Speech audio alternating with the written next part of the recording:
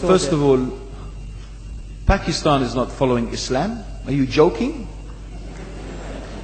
I'm saying not Pakistan, we have 90% Muslim. Muslim means follow Islam. But Muslim, what Muslim?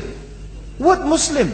I remember 15 years ago, it's not today and I heard it's worse. 15 years ago I remember going to a wedding in Pakistan. A wedding where men and women were mixing freely. Where the bride was dancing on the stage with all the male members of the family dancing on the stage. I am sure somewhere around, we probably hidden in a corner then, but I hear now it's open, drinking alcohol. What Muslim are we talking about? This was 15 years ago. Now I hear it's even worse. Oh yes, they're Islam. When the bride and the groom are walking to the car, they're holding the Quran over their head for blessing. That Islam? That's not Islam. What Islam is that? That's exactly the thing I'm talking about.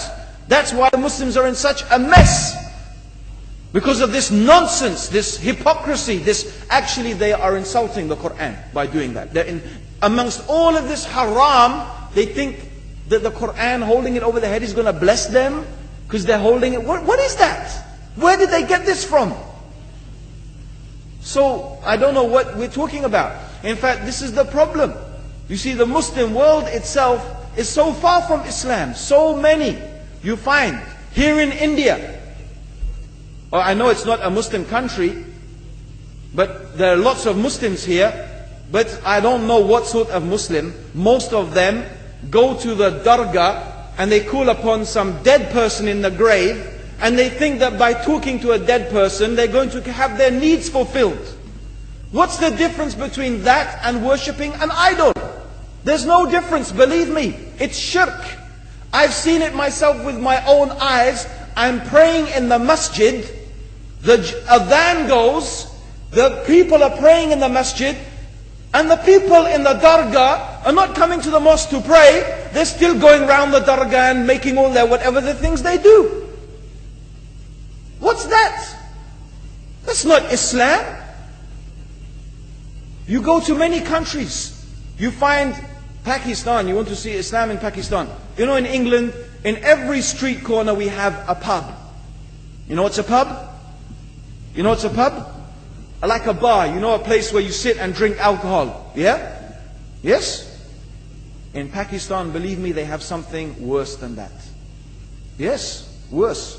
On every street they have a picture of a palm. Everywhere you see it, hanging from the windows. They have the picture of a palm.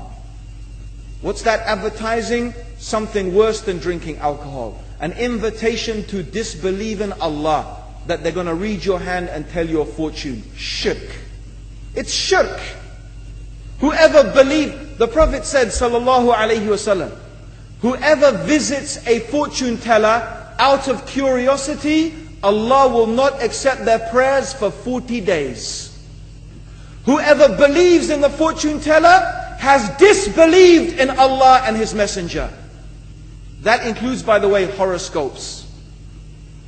Yet and you see in Pakistan a picture everywhere of a hand. Worse than a pub. Worse than a pub. It is better to drink alcohol than make shirk with Allah. Yes.